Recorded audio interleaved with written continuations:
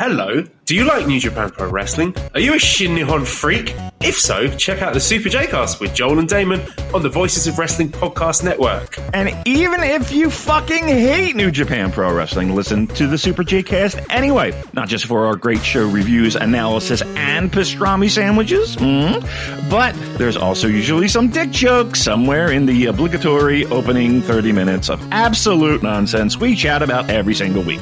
That's the Super J-Cast for all the best talk about New Japan Pro Wrestling, crisps, and pornography. Hi, my name is Tyler Fornes, and I am the co-host of The Good, The Bad, and The Hunky here on the Voice of Wrestling Podcasting Network. Every week, my co-host Fred Moreland and I discuss all the happenings of All Elite Wrestling and everything going on in the universe of Tony Khan. We talk about Dynamite, we talk about Rampage, and we will talk about Collision when the time comes as well, along with all the appearances outside of AEW from all the best talents in All Elite Wrestling. This is one of the more cohesive wrestling companies in the entire world, and we discuss every intricacy about it, including the unique booking of Tony Khan that is both a huge positive and a major detriment. Check us out every single Thursday here on the Voices of Wrestling Podcasting Network. This podcast is a member of the Voices of Wrestling Podcasting Network. Visit voicesofwrestling.com to hear the rest of our great podcasts, as well as show reviews, columns, opinions, and updates across the world of wrestling.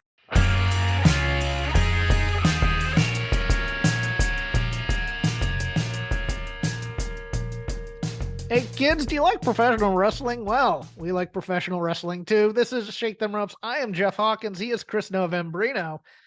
The wrestling's been pretty good this week. Up until today.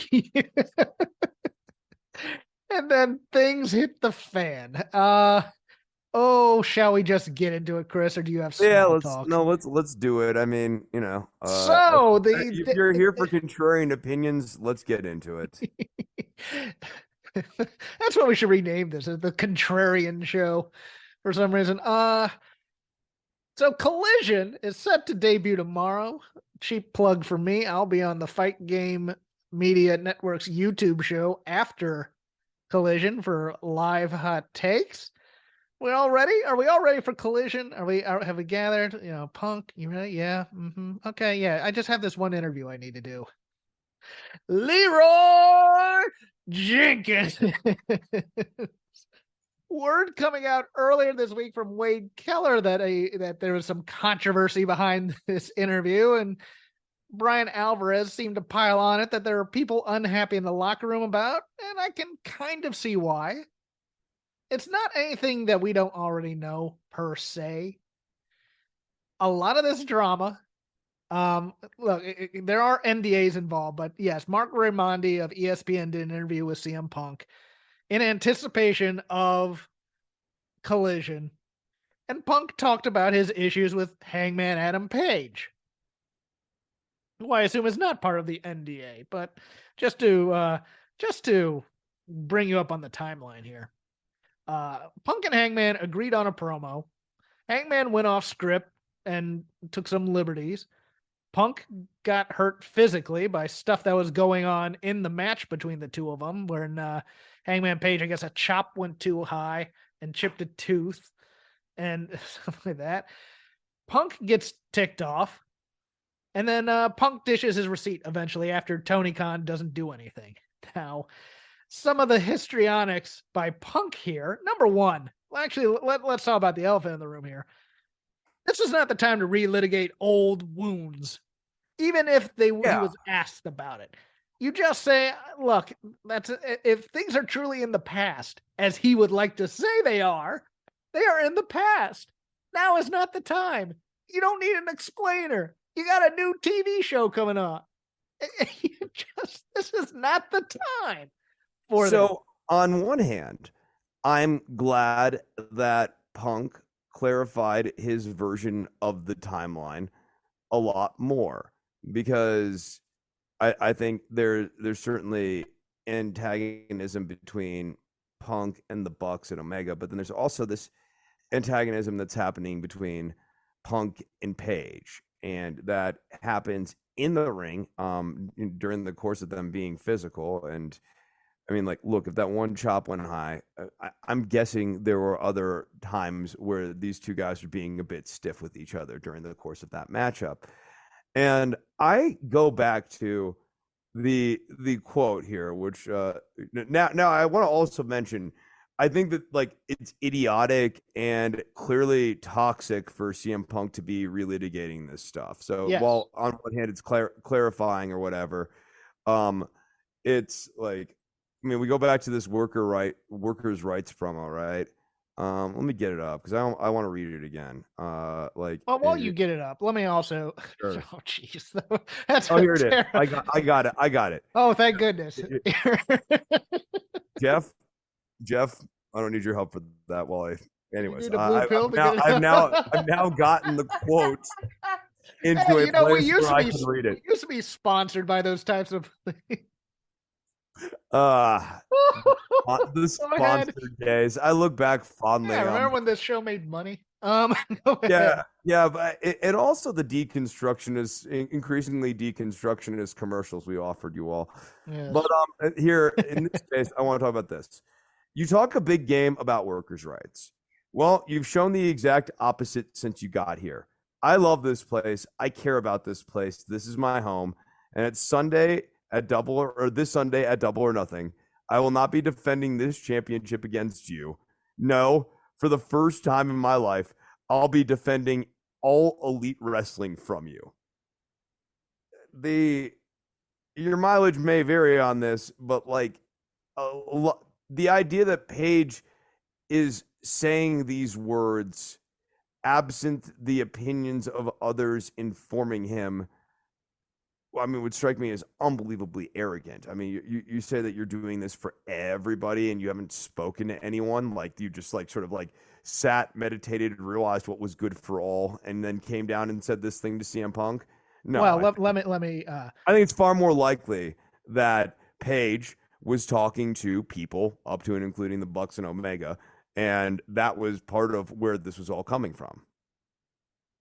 As it says in the article, Paige thought that Colt Cabana lost his job because of Punk. And I assume when he's saying I'm defending him from you, it's everybody in the locker room liked Colt, and then you got here and you got him fired. Which we speculated on that was what was going on here, that the locker room had been poisoned when he got there. The other part and they just Colt Cabana to poison him, which, I mean, not to really get all of the Colt Cabana and CM Punk stuff, but I have a hard time looking at CM Punk as the villain in that exchange between those two guys. I guess because I don't know enough about what happened before the trial, but I know that once, lawyers and money get involved, and, Punk being Punk, and, whatever happened with Colt and who he was talking to and who he wasn't talking to. The other part, though, that I just go, oh my God, Punk, why are we doing this right now? It's like, well, I was afraid to get in the ring with Hangman Page. I'm like, you are a trained UFC mixed martial arts fighter. If you cannot so unbelievably weak, cannot take care of yourself and just punch a guy in the face, if he decides to shoot on you, Bill Watts is rolling over in his grave and he's not dead yet. That's it's one of those things where it's like, you remember when like people would get in the ring with Vader and Vader would take liberties, and all you had to do was to get Vader Shamrock to start would just fight back. Yeah, just punch him in the face and he'll be fine. What happened to those days where it's like people are going to get earth seats? Okay, people get potatoed accidentally, and then it's like, if you're mad about it, you have a receipt in your back pocket. If somebody's purposely taking liberties with you, this is supposed to be a tough business. Punch them in the face. I know, not for nothing. That would have made the Page and Punk match that much more interesting, honestly. Dude, if it had devolved, it might have been one of the best matches. I know. I mean, I'm kind of here for that. So I'm just amazed. I'm amazed. I don't. At this article. He doesn't come off better in any way in this article, even No. with the additional information that he offers, which in some cases confirms those of us who believe that the Bucks and Page have a larger, role to play here than, let's say, like 10% or 5% or whatever. But he comes off as, just like the timing of this, he's never going to let this shit go. No, he has he has a list of grievances, and it's one of those things where it's like, you're at the funeral of someone. It's like, yeah, and there was that time she cheated on me. It's like, this is not the time. Right. You don't. Now is not the time to get grievances. Now is the time to shine your image of, because I honestly do believe this too, Chris. I believe he wants to mentor younger wrestlers. I believe he wants to be a positive force in wrestling. I believe his attitude sometimes gets in the way of that. Let's put it this way. I believe he has good intentions. I just believe he has bad people skills. Yeah. I don't think he came in here trying to be malicious. And I think he's right to feel railroaded over the Colt Cabana stuff. And again, this is Tony Khan's problem.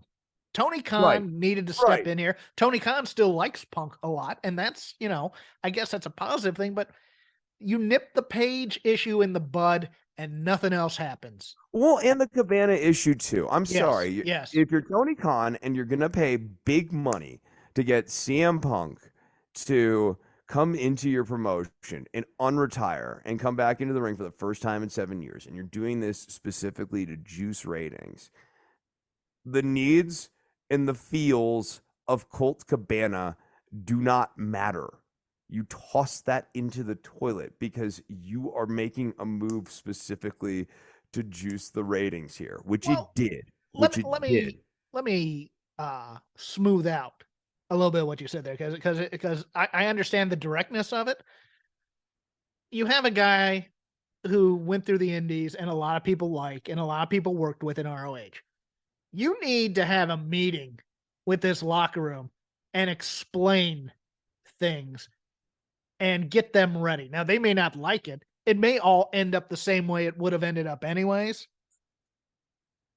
And I don't know if this happened or not, but you need to do some damage control before he ever gets there. Right. And you need to remind everyone it's your house. Like, this is the house that Tony built. This is, and his dad. The buck stops here. Right. Yeah. And I love that. I love that. It's because, like, the Young Bucks are also in the company. It's really the Bucks clever. stop here as well. Yes, come on. Yeah. No, I know that man. That's wonderful stuff. No, I mean, it's to me, it's just like Tony Khan needed to put his foot down here. This is a business decision that he's making for the good of the company, and the workers can't. He can't be a friend to everybody in this case, and the inmates can't run the asylum. Yes, yeah. Like that. That's the thing that I feel like routinely is the problem here. Is it's the inmates run the asylum over and over again, and the cool dad problem. Right, they're not your friends; they're your employees. Now, you might have a friendly relationship with them, but still, this isn't a collaborative effort per se. If you're the guy controlling everything. Further news, it was just announced on Twitter that the theme song for AEW Collision, Saturday Night's All Right for Fighting by Sir Elton John. Old Tony paid some money for that one. I kind of like it, Chris. I kind of like it. I mean, I think I like it in particular because, like, I can hear that ben as like a retro NWA style intro or whatever. Like, it's a really good theme song if you're making. Song. Oh, it's a great song, but like if you're making a throwback style show. Yeah. Yeah, they were really committed to that. I think we're both kind of hoping for a bit of a throwback show too. Yes. You and I, although this is a tangent that I don't think you're going to get, but the only other pop culture usage of Saturday Night's All Right for Fighting that I can think of right now, there's an episode of Alf Gotta love Alf. That show for the younger set is very strange to go back and watch. It's terrible. Alf's a very weird character. Yeah, somebody got high and made Alf, and of course Willie, the nebbish father of the family, who turned out to be a giant crackhead, which just seemed weird, singing Saturday on the keyboard while never mind. I gotta move on because I can't get into Alf talk. It's a strangely dark show. I hate that in America in 2023 we can't speak on the real stuff anymore. But by the way, cancel culture, we can't even talk about Alf anymore. Underrated, the made-for-TV movie Project Alf that aired on a different network, which has one of the greatest jokes I've ever seen in pop culture. What is Project Alf? It's basically Alf is captured by the government. Oh my God. The military. Oh my God. And they want to weaponize him. Yeah, it's fun. But because what powers did he have other than just like being able to eat anything? He ate cats. Yeah, he ate cats. Right. Yeah. He was an alien, so of course the military wanted to see how they could use this for their own benefit, because that's how you wrote the military in the late 80s, early 90s. Oh, I mean, that's what the military would do too. I mean, it's not just. I mean, it's plausible. That's all I'm saying. But that's one of the best jokes. He's being evaluated by these different people, and he goes, "What's the difference between a shower curtain and toilet paper?" The guy goes, "I don't know." He goes, "So you're the one." Love that gag. Anyway, moving on. Oh dear Lord, what am I doing? The Collision announce team has been announced as well. That's a hell of a sentence, Hawkins. Kevin Kelly, Nigel McGuinness, and as they say, offering up his veteran experience, Jim Ross. I like to call him good old JR. Well, of course, it was the good old at JR's barbecue handle. Interesting for a couple reasons. Number one, we are yet again bringing in another announcer in Kevin Kelly when we have Ian Riccoboni around. I know people kind of connect Riccoboni with only ROH, and maybe he could only do the ROH broadcast, but I mean, we have lots of other guys in the stable here, but Kevin Kelly is also the American voice of New Japan Pro Wrestling, which makes me wonder if they're going to, if one of these companies is going to try exclusivity one of these days. Nigel McGuinness he can be good. Let's put it that way. In NXT UK, and even in NXT on his second run there, or first run, I can't remember what it was. It was his SmackDown run, that very short-lived SmackDown run. He kind of got into Clichéville a little bit. He'd always say, "Now wait a minute," that kind of thing. Whenever right before a big move, him and Morrow kind of got into a bit of a rut at times, I think. But I'm interested in that. And as long as Jim Ross isn't crapping on the product, I'm fine with it. Or just trying to get his stuff in on commentary. If it's just, quips here and there, a little historical analysis, I'm good with that. I'm going to be interested look, I'm interested in this show. I really want to watch it. I'll be watching the first episode live, of course. I think there's some brave things they could do on this show to really get people talking, like, say, turn CM Punk heel on night one. I think that'd be fascinating, but we will see it, and it will become part of our lazy river here, depending on if Chris can watch it or if I can watch it, given the during week. I mean, especially if they do some interesting angles and it feels like it's going to have some weight. Yeah. And be a part of the discussion, then we'll watch it. But I feel like you and I kind of increasingly triage watching stuff based off of how much these angles actually matter on a given week. Yeah, and also just given the night, because by the time we record, it's already almost a week old. So it's also one of those things where it's like, yeah, but like we would still want to circle back to the CM Punk angle in the same way that we wanted to talk about Bloodline stuff, and we have done week old Bloodline. Oh yeah, Bloodline's still interesting no matter what Joe Lanza says. WWE's exclusive window for negotiating with Comcast and Fox over TV rights for its television shows is up, meaning other potential suitors can come into play. There's a rumor, unsubstantiated naturally, that Disney is involved somehow, perhaps to broadcast on FX, which they own. So I think Disney actually owns the Fox network, if I'm not mistaken. So I think that's just a weird.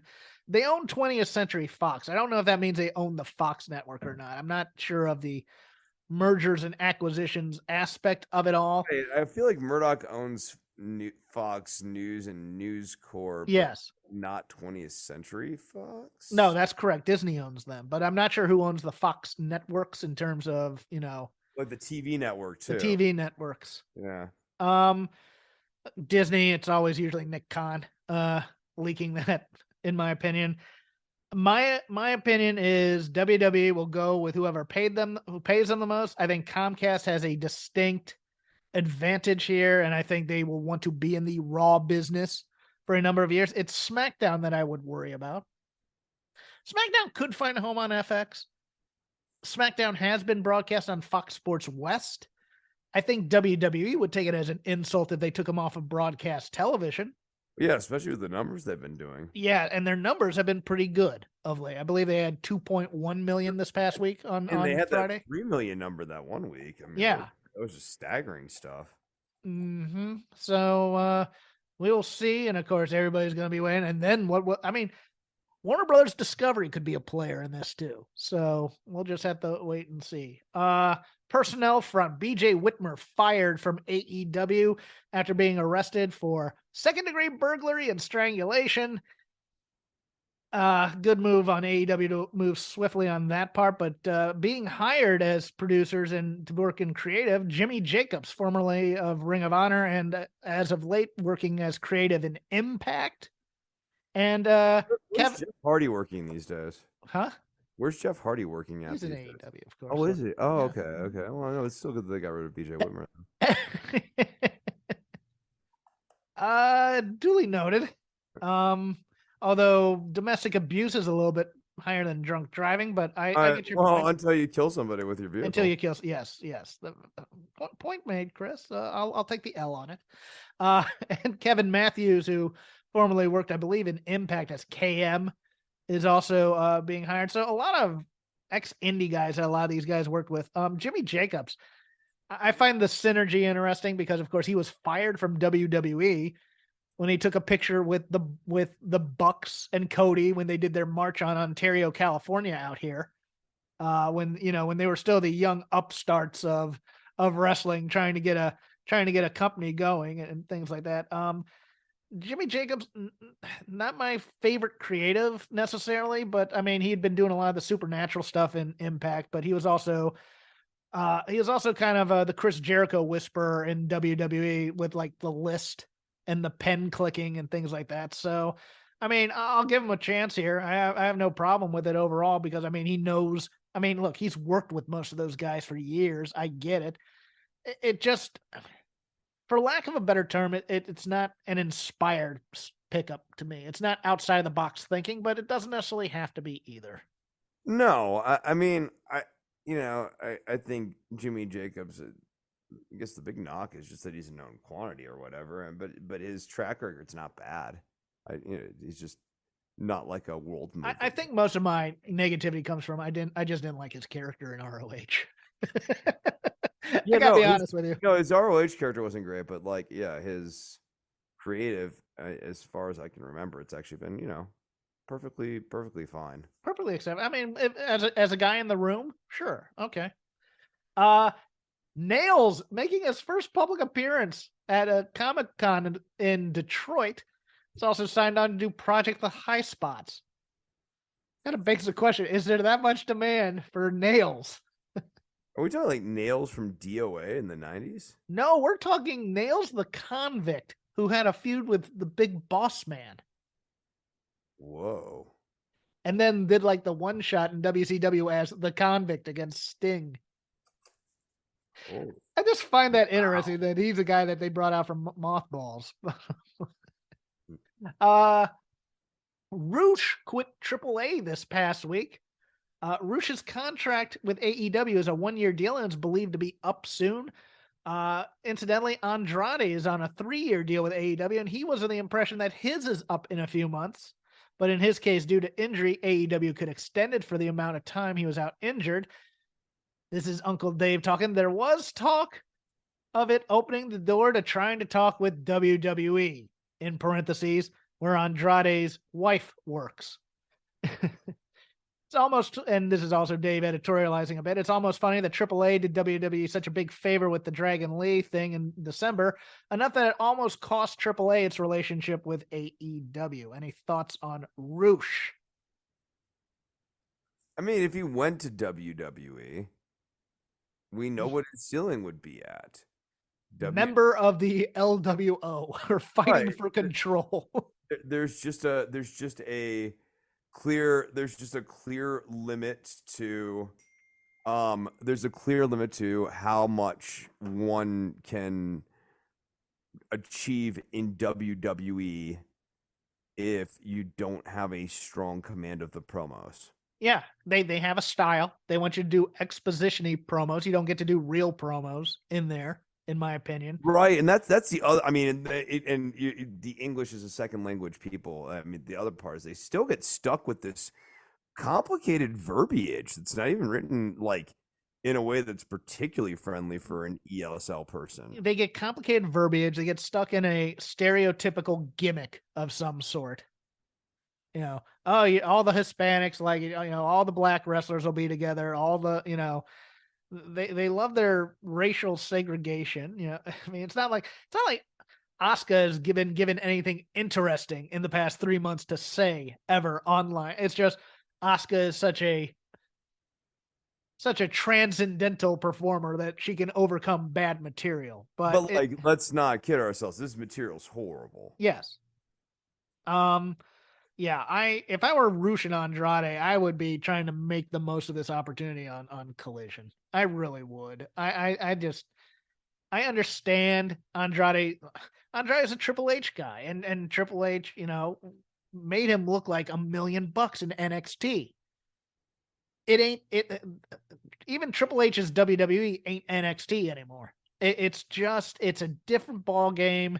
It's a different set of fans. It's a much more, for lack of a better term, they ain't tuned in. They're casual as hell. They're a little Caucasian, to be honest with you, and they're a little xenophobic. It's just one of those things where, and that's mostly what WWE does in terms of packaging. It's like, yeah, they're gonna cheer the LWO and they're gonna get their cheers and stuff like that, but still, to me, it's a cringe gimmick in some ways. Now, I love the performers in it, but it's a cringe gimmick to me.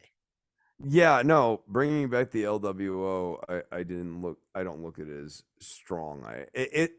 It's not strong in particular because it's not even, they haven't really even attempted to root it into. It's a brand. That's all it is. They haven't explained why they love the LWO other than, Eddie Guerrero did it. It's like, okay, great. No, I mean, they should be trying to educate people on like Psychosis and La Parka and, El Dandy. The history of Lucha, whatever you want. Right. You use this as an opportunity to do something with it. And all it is it's a t-shirt that they want to sell in the store. That's all it is. I know. Speaking of which, it looks like Carlito has been re-signed to WWE. He is only 43. Wow. Yeah, he got in young. I mean, he's a cologne. Yeah. Right. Sure. I know. It's just like, if we could get Primo and Epico back too. And we got Garza there, right? They're probably 25. Oh, well, Garza just re-showed up on NXT. Yeah, right. Yeah. So, it looks like Carrillo, who's a cologne. I forget. Or no, they're both Garzas. No, Primo and Epico are both colognes. Are the colognes. Yeah. Along with Carlito. Yes. Carlito's an older brother, I believe. But does that mean we could bring back Sin Cara? Acts too much like a star backstage. Can't do it. Now, Carlito had canceled a couple of independent bookings, but that makes at least Fightful Select think that Carlito is on his way back into the company to once again chew on an apple and spit in the face of people who aren't cool. Except this time he'll probably be in an LWO shirt. That's pretty much what's going to happen is, hey, they remember you like this. We're going to do that gimmick again, except this time you're going to be in this shirt. That's it. That's the gimmick. I don't have anything to add there, Chris. I mean, I just think the representation of Spanish international stars is so inspiring that if you're a guy like Roosh, you're not walking, you're running to join this company. Especially working as stiff as you do, because we all know they love their stiffness in WWE. That'll do it for the news portion. And now, what's going to be, I think, an interesting lazy river of wrestling criticism, whatever we watched this week, whatever we saw, whatever we're thinking about in the world of wrestling. It comes in. And Chris, I'm not prone to hyperbole, even though I am the greatest man who ever lived. But I thought that Dynamite was the best show they've ever done. And it's high up there with best television wrestling programs I've watched in terms of free week-to-week television. And I'll tell you why. It wasn't just that MJF Adam Cole match was so beautiful in so many ways. And we'll break that down a little bit as we go. But they addressed a lot of weaknesses from last year's Forbidden Door build that I appreciate, especially promos and why we're watching this. And it looks like they're actually trying with the build. I thought all the matches on this show were great, and it had a hot ending too. I really, really loved this Dynamite. Chris, what did you think about it? Like, I agree with you, especially at the end here where you have like Takeshita coming out and Omega scrumming out. I thought that was a particularly strong ending. I mean, I always like Bedlam style endings. I even think that Nitro used to do that a lot. Yes, and that was a really strong move. I mean, one of my favorite endings to Nitro is where the NWO comes out, it's like destroying the ring and everything, and the Giant is on commentary and explaining how Hulk Hogan turned him heel as like chaos is ensuing all around him. Now that I think about it, a lot of my endings for shows have been chaos, either horsemen beating down people. I remember it was a terrible Raw, but the great ending with the Nexus debut, I just thought that debut was awesome. Where they tear apart everything, including attacking Michael Cole.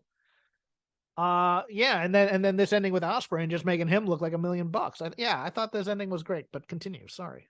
Yeah, I think that making Sammy Guevara Jey Uso is also like a fun little move. I think this will actually help turn him babyface. This whole like Sammy, getting called to his better angels by Darby and Sting thing actually will help make the babyface Sammy thing stick.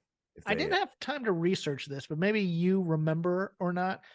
When they started the 4-pillar storyline, wasn't there a promo by either Sammy or Jericho and the JAS that said that Sammy had their blessing to go off and do this on his own without the JAS?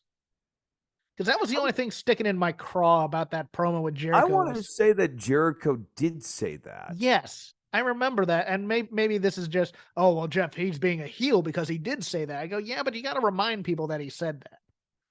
If you're going to pull that move. Right. No, like Sammy would need to actually speak on that explicitly. Like, and I would say almost immediately. Like Chris, you said I had the JAS's blessing to go off there and do that. That's why I didn't call you for help, etc. I wanted to do it on my own. Have an instant react to that. Like, at least, even if it's not verbal, his hands would need to at least go up like, well, what the hell, man? I thought we had a deal.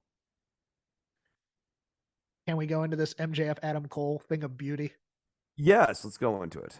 Oh my goodness. Number one, I loved how everybody goes, well, it started off real slow. Well, guess what, guys? That's the stuff I dig. MJF just being an awesome heel and doing almost every to a point where it's almost overkill, every heel trope. The Fargo strut, the taking a powder, the mocking of moves and the crowd. I adored this. I adored how it continued. I loved the HBK mocking and the tuning up the band for sweet chin music. I loved the Eddie Guerrero failure of that spot with the belt. I thought that was ingenious the way they did that. And the crowd picked up on it immediately and got the chant going. I thought MJF worked his ass off in this match, and that's not enough. He never gets enough credit for what he does in the ring because he's working with guys who are considered such great workers. But I thought MJF, coming off the top, just his general stuff and his attitude towards it, where he wasn't being funny, he was actually trying to hurt Adam Cole at times, I really liked. And I adored that this crowd hated this ending because I loved it so much, because I missed the time cue when Justin Roberts said 20 minutes, because I was watching, but I wasn't really listening. And so they didn't telegraph the time limit ending. But when it rang at 2 and I'm like, okay, who just did the screw job? And they go, oh, the time's up. I cheered a little bit in my couch. And then when Adam Cole did the 5 more minutes and MJF said no. Yes, this is so old school. This is dusty and dirty. It's so old. It hasn't been cleaned in a while. This was Flair doing a time limit draw on TV, I think against Wyndham. Don't quote me on that one, but I adored everything about this match, Chris. I think that this was a really, really entertaining match. And even though I kind of caught wind, I'm like, we are going the distance. So like I saw this coming because there's just limited outs on this particular match. Either Cole has to win or Cole has to not lose. And once I started getting a feel for the pacing, I was like, oh, we're going the distance. That being said, though, this is an unbelievably fun going the distance sort of match. And I like the end of this where MJF, and this sort of gets reprised later on in the show too. MJF is trying to seem strong when he says no, but he's scared. Mm-hmm. And that is coming across very effectively, in my opinion. I think they're doing a really good job with that. Yeah, they didn't make him a coward outright, which was a good thing. No, but his fear is palpable. And I like that. So no, I thought that this was a very entertaining match. And this might be my favorite match of the year so far. I'm thinking about that. I'm thinking hard on what else was better. I mean, I kind of like the Royal Rumble. I guess, I mean, I would have given Cole the win here, but I thought that this draw was so strong in favor of Cole that it more or less did the job. I mean, they're trying to protect that MJF has never lost or whatever, but I got to be honest. I think that's idiotic for a heel champion to have to hang on to in terms of booking patterns. I think it's perfectly fine for your heel champion to like lose via disqualification, not necessarily a pinfall, but like via disqualification, via count out, any number of different ways. I like that it increases the want of the audience to see Adam Cole win. Mostly, and it also helps not overshadow Forbidden Door and the challengers that they're doing for that, which is now Tanahashi. Because you can't really have Adam Cole deserves this shot, but now Tanahashi, we have to somehow, shoehorn him in there. It eliminates that issue there, and it keeps the chase going. And just, all you have to do now is just have MJF go, you didn't beat me. And Adam Cole being furious going, yeah, but you didn't beat me either, type of a thing. And really build up until we get like a stipulation for a match next time. I really thought this was I thought this was well thought out. I thought this was well done. And really it carried me throughout the rest of the show, even though I liked the rest of the show for the most part. Like even an underrated thing like that. The main event. Let's not bury the main event here either. I thought the main event also slapped. I thought that this was just. I mean, look, the Bucks and Page versus Blackpool was good, solid, and intense. I love Wheeler Yuta as the little punching bag. Yes. Matt Jackson powerbomb Wheeler Yuta, I was like laughing because it's like only like Wheeler Yuta is small enough that Matt Jackson can dominate him. Like, and I like that. I think that's just I think that's cool. I really I've been loving the whole vibe of Blackpool as of late here. Yeah, they're the best heel group they have right now. The energy's great, even if the story's kind of like confusing or like, not like hasn't been perfectly launched. I think the actual vibe of Blackpool, compensates for whatever continuity discrepancies there are. Although Takeshita has now rebranded himself as El Hijo de Don Callis, which is just fantastic in so many ways. But Yeah, no, I think Don Callis is one of the most revered Mexican rudos. well, he is now the son of Don Callis. Right. No, I know, and like that's in keeping with rudo tradition. Yes. No, what I was gonna say is I like the match with Keith Lee, Darby, Orange, and Sting versus the Mogul affiliates. It was obvious that time got cut a little bit there. And while it was in the style almost, I mean, it's weird. I loved that match because of the chaos, how it started and then how it ended. And it was like a sprint of a brawl between these two teams. Like just the Darby going out, diving and being suicidal, and then Orange getting caught by Brian Cage. Now, I'm not the biggest Brian Cage fan in the world, but that was definitely a get your stuff in match for everybody. I love the ending of that match with Sting doing the death drop off of the orange punch. I thought that was great too. I mean, there wasn't a lot of filler. I mean, the weakest thing on this show, possibly, other than the MJF promo. Yeah. I think Hager's solid. I don't think Hager's supposed to be spectacular. I think he's good at what he does.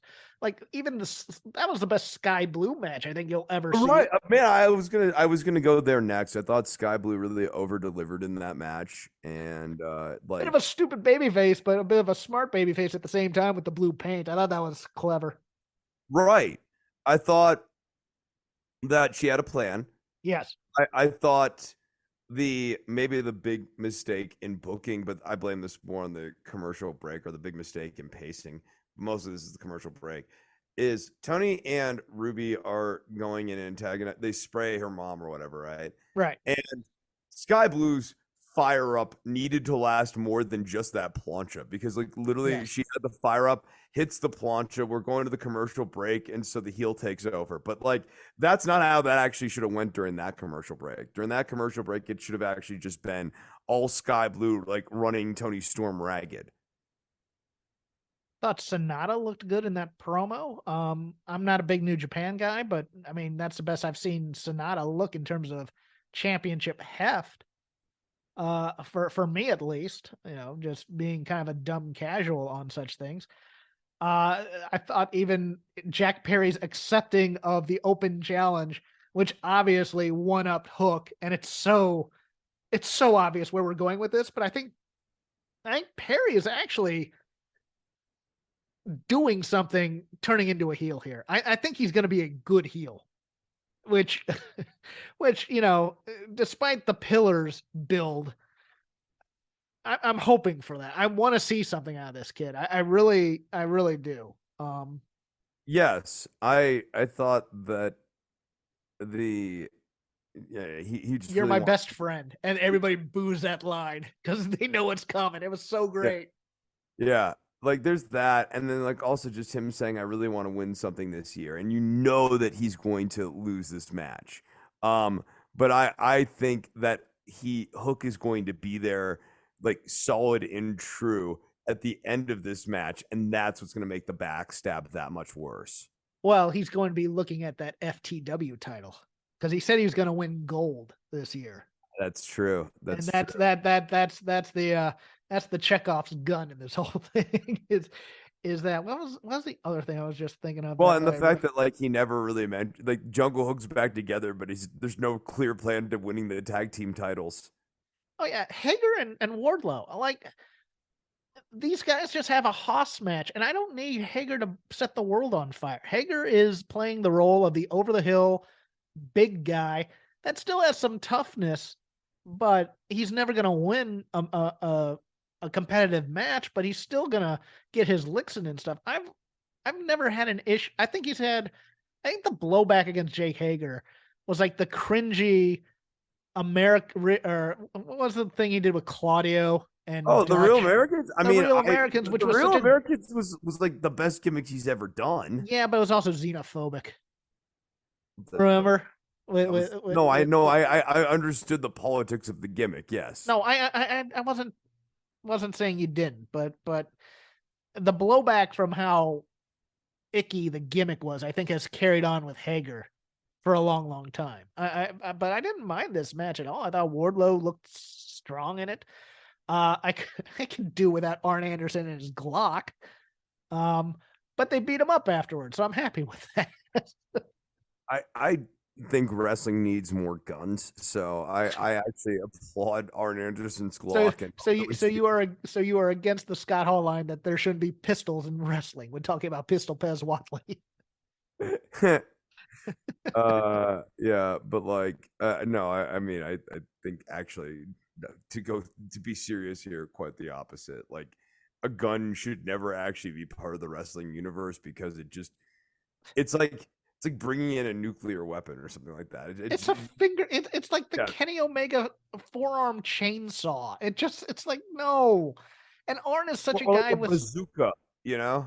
Yeah, but Arn is such a guy with a reputation that you kind of don't want to see that out of him. You just want to see him be mean and surly. You know, I kind of want to see him be Ole at this point in his life. Be honest with you. Your turn, sir. Okay. Is there anything else I want to like throw roses at from this AEW show? I feel like we've now talked about all of it. And yes, I mean, this was just a very sound show. I think the Gates of Agony, we talked about them last episode. They continue to be impressive, and yeah, for Cage for his part looked good. He looked more like one of the Road Warriors than Sting. That face paint was interesting. I'm still wondering what the artistic choice behind it was. It's like he was trying to do 90s Sting. But that's what I was thinking. Yeah, I think this was like maybe 95. He was. Let me posit this for you. Maybe he was so excited about wrestling Sting, he decided to do Sting cosplay. I mean, that was the idea. Okay.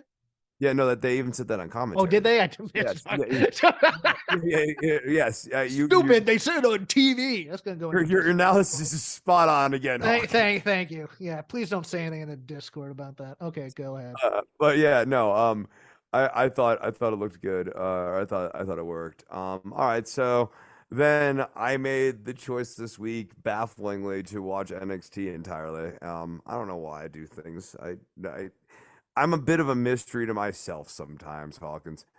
You know who has just the most obnoxious energy in the world? Wesley, Tyler Bate, and Mustafa Ali. Oh, good Lord. This opening match was so stupid. And for it to build up, for it to not be a way of establishing that the referees actually are capable of getting calls right sometimes and reversing calls, and instead for it to be the pretense for Mustafa Ali to be the special guest referee, wherein he will presumably do a bad job. That promo was cringe. Oh my God. And I like all three of those guys. Tyler Bate at the end.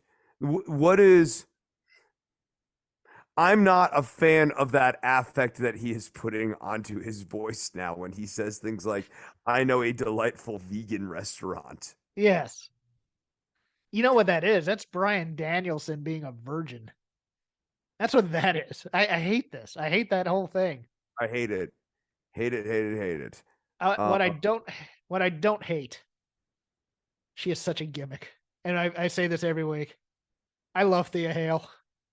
She's not a great wrestler, but I love Thea Hail. She's she has been taught self-defense by. I kind of need her and Drew Gulak.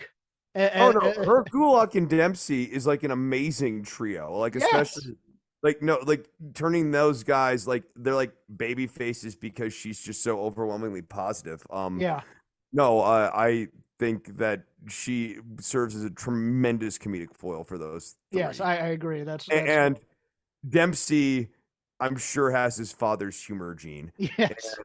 we know Drew Gulak is capable of being very funny. Yes. So like the three of them actually, how much screen time will they get? Blah blah blah. But the three of them actually doing stuff will be really entertaining. I agree. As much as I love Chase U, without Andre Chase, it really doesn't have much, and hopefully he's back soon. But I'm here they for found nothing with Duke Hudson during No. this time. Middle manager Duke Hudson sucked. has been so middle managery. He hasn't made a decision while the boss is out of town. I want to talk about something a little bit more serious here. Okay. Yeah. It's not all right to put Dabba-Kato into a handicap match. It's it's unfair to Dabba. And I was watching this and I was mortified. You didn't like Daba doing the Jabba? No, Dabba not a Jabba. This is not Jabba the Hutt. This is Dabba the Hutt, which is different. Dabba the Kato, and he's in this handicap match against Scripps and Axiom, a bunch of thugs, and they are teaming up against him. Who sanctioned this match in the first place? And the crowd is cheering on the two guys, not the one guy. It's ridiculous in every way. It really is ridiculous though. Like the whole premise that like I don't care that this dude is bigger than these two guys by like nearly like he's like nearly double their height. It's crazy. But it doesn't really matter when you have two people because they can be like in different places. I mean, if anything, in order to really get this stuff off the ground, you have to sell it like Dabba-Kato's like clotheslines and stuff like Kill people. Annihilate Scripps. Like Scripps Yes. like gets clotheslined. He goes to the outside and like he's up against the guardrails. Dabba-Kato has to be Sid. Yeah. I mean, and it takes like Axiom to go out there and kind of get Scripps up, and then Axiom tries to go in, and like Axiom gets like tossed out of the ring, like over the top rope. And then like Scripps has to go over there. They have to like really rally and figure out some sort of team thing because they realize that like one more mistake like this, and either one of them is just going to be like not able to get back into the ring to answer a 10 count. I like Malik Blade and his sweater vest, but I still can't get over the promo with Stokely where Stokely goes, "Brother, it is only March." He has a sweet drop kick. And they've improved, but man, they are just dull as dishwater as a team. And then how dumb did all three of these teams look like at the end when they're like all sitting there talking about the power of friendship and how it's been good that they've kind of gone through this like banding together as brothers thing. And like they're all like, experiencing camaraderie. And then there's like one announcement of like free crackers and they're all beating each other over the head. Yes, that was just. And then you're gonna add Umberto and Garza into this mix. And that interview was funny because they're just like, this is a very interesting place. And I'm like, yeah, no, it's great. They're great. I like them. I mean, they had to pipe in the booze because I think everyone wants to cheer these guys. Yeah, no, they're great, but and of course Booker T still stinks.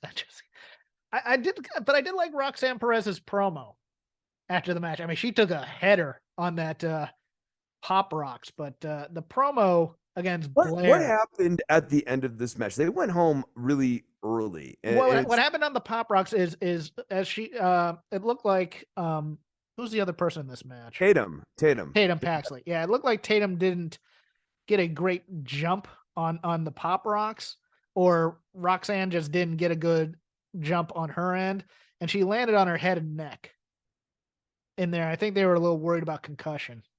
Yeah, because they went home fairly quickly, and then afterwards, Paxley was like on the ground and had her hand over her mouth, so she was like saying a lot of like there was a lot of in-ring chatter there, and I actually ended up to try to understand. No, but if you look at that, I mean, Roxanne just dumps herself right on her head and neck, and you're like, oh my god, what happened there? Blair Davenport's terrible, just terrible. Yeah, she's not my favorite either. I'm going to go into the main roster because I don't have anything else to say about NXT. Number one, the Jay story on Bloodline, pretty great, as we knew it would be. Um, Sami Zayn pinned somebody with a blue Falcon bomb this week, Chris. Pinned our boy Kaiser. Is that the name he's going? I keep I won't call him Von Kaiser, but it's Wolfgang Kaiser. Wolfgang. I keep on calling him Axel Dieter Jr. still, so it's one of those things. But yeah, look, Imperium's great. There's no other way to put it. Imperium is fantastic in this Raw role, and Kevin Owens being kind of a off-kilter maniac along with Sami Zayn doing. Where's the bald guy?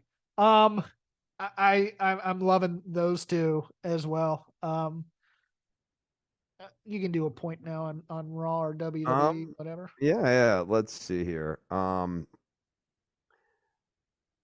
If you're trying to make Braun Breaker really interesting and draw some intrigue to NXT, bringing in Baron Corbin at the same time is a hell of a choice to really build the brand up, right? Well, it's one of those things where it's like you have, and I don't think this works with Seth and Braun fighting while Carmelo and Baron fight. It's one of those things where it's like, okay, which title's actually important here? And it kind of overshadows it. It's kind of like, if you had that's the other point here. Does this really elevate the world heavyweight title to have down and be defended in NXT? So they made two choices here with these two belts. The world heavyweight title, which is theoretically like the super continental title or whatever, the number 2 belt in the company. And then you have the NXT belt, which needs prestige direly. And Carmelo Hayes against Baron Corbin. No one thinks Baron Corbin is going to win the NXT title. And the only thing worse than that would be Baron Corbin winning the NXT title. Like, the only thing that would be worse than the foregone conclusion is trying to buck the foregone conclusion here. I'll give you one thing that might be even worse than that, is if Carmelo retains with the help of Trick Williams. Oh God, Melo goes heel. Because no. But he's the baby face who is smart but using heelish tactics in a David and Goliath match. Because that's what this is a David and Goliath match. I think Carmelo Hayes beating Baron Corbin clean. I mean, but that's just it too, is that Baron Corbin has not been built up as anything of late. And it would take a year. Yes. I'm not joking. It would take a year of dedicated booking down in NXT, establishing Baron Corbin on a 1-year winning streak, and serious music. Him murder-deathing people every week, including people that they like. A serious presentation. I mean, this guy's coming out to the happy Corbin music still. Yes. And he's acting like retro Corbin, only now he looks like Billy Corbin. He's boring. He's just boring. Yes. And that's the other problem. He doesn't come off as a badass in any way. He'd need to be repackaged too, almost even more than Lone Wolf Baron Corbin. He'd need, the destroyer Baron Corbin, and he just comes out and guys he wrestles don't come back for 3 months, type of a thing. He would really need. I mean, he'd need to be Dijak on steroids in terms of the push. I know that's kind of what you're looking at, like the ultimate sort of Dijak push from a guy who's not at Dijak's performance level. Right. I will say this. I think the Money in the Bank ladder matches are interesting. I'm actually very excited. I think they're interesting because Cody Rhodes isn't in them.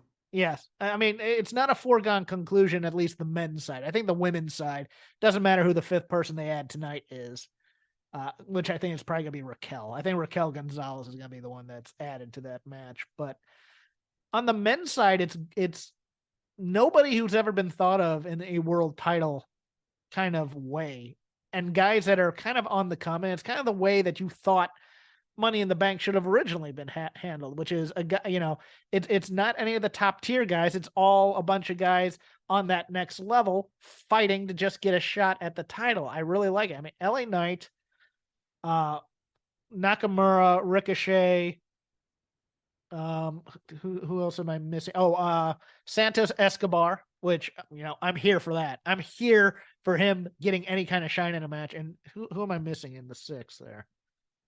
I believe, is it Jonah? I think it is Jonah. Bronson Reed? Bronson Reed. Okay. I'm here for that too. Yeah. Bronson Reed wins by disqualification in that match. Yeah, Money in the Bank. No, I don't think he can do that. But no, I think it's the qualifier, like in the match against Ricochet. Let me get the card up here real quick, because I you know what, I'm kind of here. I really enjoyed I know Cody's not in the match, but I love this Cody Dom feud. It's so stupid. Oh, Damian Priest is in it. I forgot about that. I tend to think Damian Priest is going to be. Oh no, never mind. It's Ricochet, Shinsuke, LA Knight, Santos Escobar, Butch, quote Pulp Fiction, and Damian Priest. We still haven't turned Butch back to. Well, I mean, his name. I've said it before. I'll say it again. Here he is, world champion. Butch. Beer. I think Damian Priest is probably getting because they want to turn him babyface, and they've started the split now with Judgment Day, and I think JD McDonough is going to be added to Judgment Day eventually. And then on the women's side, Zelina Vega, Becky Lynch, Zoe Stark, Bayley, Io Sky, and whoever else they put in there, but fairly certain Io Sky is going to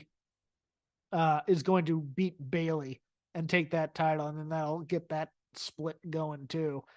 But the matches themselves, I think, will be fun. What was I gonna say? There's something in there that was bugging me a little bit about the women's part of the match, but I can't remember it right now. Anywho, it's probably not important, but yeah. And then Cody and Dominic, which is Nepo baby feud. I'm here for it. Yeah, no, I like the feud. I think that the issues that Cody says, I'm going to finish the story, and it doesn't necessarily always seem like he has his eye on the ball. And I don't think they know how to finish the story, Chris. Because they should have finished the story in March or April. Okay, right. Well, I mean, I get what you're saying, but you have to remember that we were told that this is chapter 3 of a multi-part story, and we have to have faith that this is going to play out. But it's not Cody's story, it's Roman's story. That's why it's chapter 3 in that story. It's all of our story. It's Mr. Hand. It's not your time. It's not my time. It's our time. Yeah. No, God.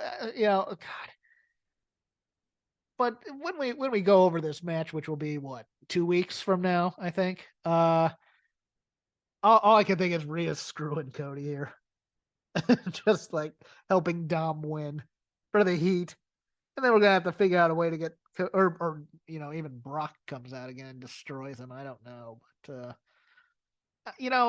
Raw was kind of a rough watch, but I'm here for some of the individual programs. Like I can't be bothered with anything Seth Rollins does because I'm just tired of the singing. The singing is now becoming a problem for me because it's almost like the what chant, where it's like we can't get to the point because the audience has to do their song. I find the song itself to be kind of annoying. Yes.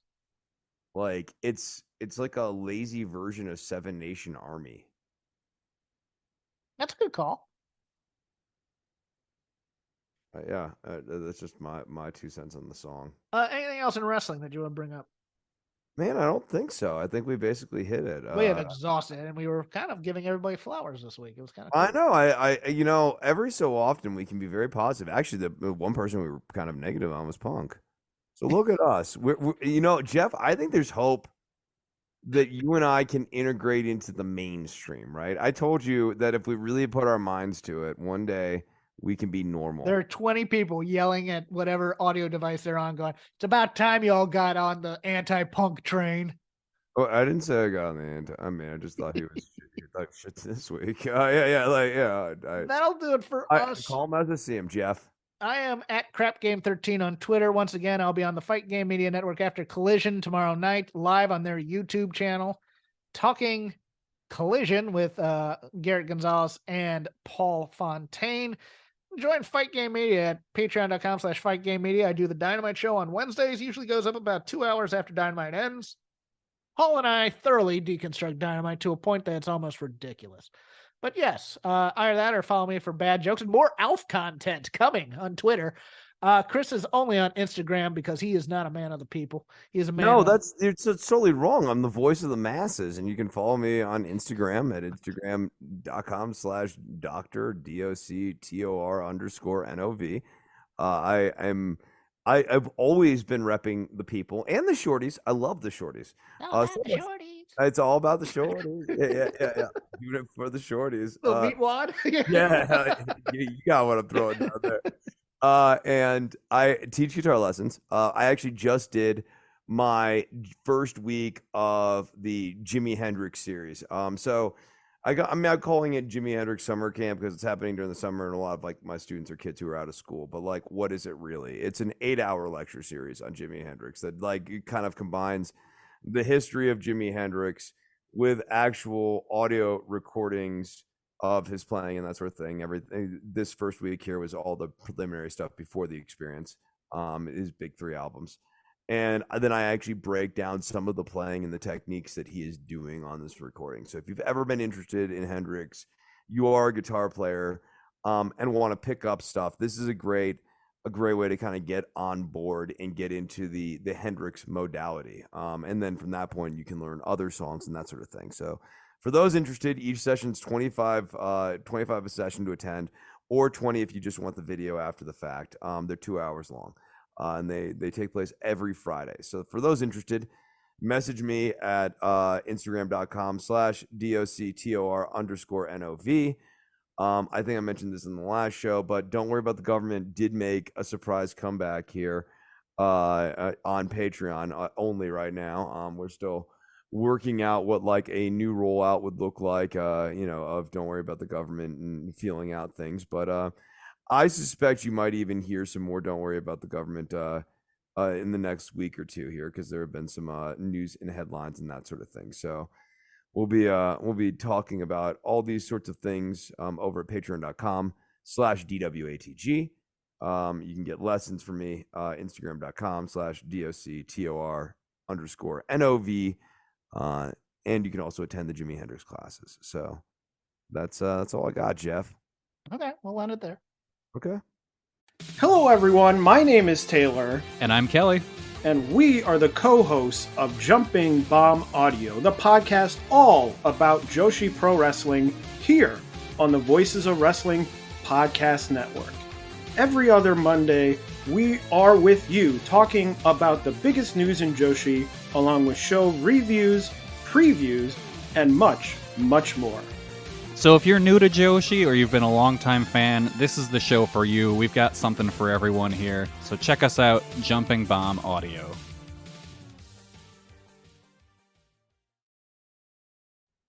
Hey kids, do you like wrestling? Well, we like wrestling too. We are Shake Them Ropes here on the Voices of Wrestling Podcasting Network. Myself and Chris Novembrino kind of doing a lazy river of wrestling criticism, going through the news and whatever happened in stateside television wrestling. And also, you know what? Sometimes we just like to watch old stuff and talk about that too. Love for you to give us a listen. If you haven't already, we are Shake Them Ropes here on the Voices of Wrestling Podcasting Network.